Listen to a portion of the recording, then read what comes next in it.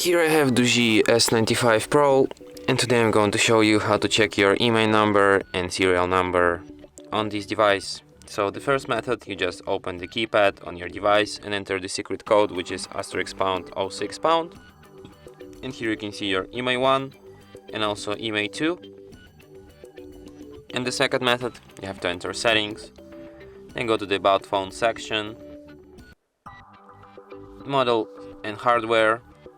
Here you can find your serial number, and just here in the About Phone section you can find your IMEI 1 and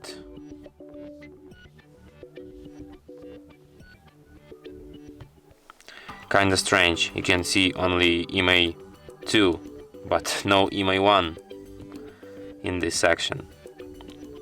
So yeah, here you can check your IMEI 2 and serial number, and with this code you can check your IMEI 1 and IMEI 2.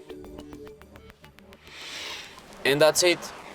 Thanks for watching. If you find this tutorial useful, don't forget to hit that like button and subscribe to our channel.